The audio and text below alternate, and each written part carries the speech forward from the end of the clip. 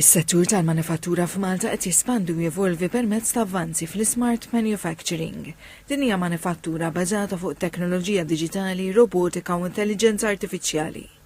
Mill-2022 il-kumpanija Seifert Systems li la topera f'Malta li żjed minn 30 sena żiedet l-impjegati tagħha minn 140 għal 500 grazzi għall-investiment riċenti ta' 9 miljun euro.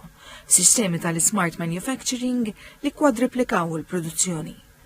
Il-manager tal-kumpanija Philip Seifert qal il-kumpanija li tipproduċi mekkaniżmi li jkessħu għal apparat tekniku u li tesporta l-iżjed li l-Ewropa, r-Renju Unit, l-Istati Uniti u l-Asja qed tikkolabora mal-Università ta' Malta u ma' istituzzjonijiet edukattivi biex tħarreġ studenti għal impjiegi ta' kwalità. And this means that we can continue to build up our workforce and train them in a way that allows us to continue to invest on the island.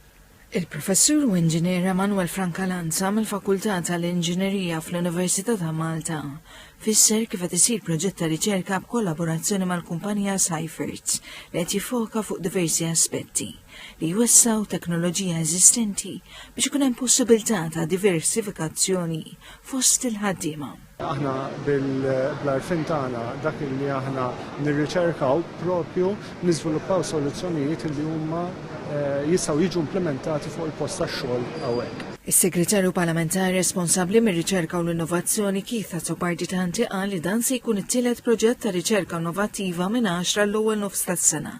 Il-koll fuq sma relatati mal-ismart manufacturing u b'investiment ta' 1.5 miljun euro. Wara l-ferma li f'Malta qegħdin jitkattru opportunitajiet għall-impjiegi u qed tissaħħaħ il-kompetittività permezz ta' kollaborazzjoni bejn il-Gvern, investituri privati u istituzzjonijiet edukattivi, filwaqt li l-Gvern qiegħed jinvesti f'żoni industrijali moderni u b'faċilitajiet avvanzati li jippermettu lil kumpaniji jużaw teknoloġiji ġodda.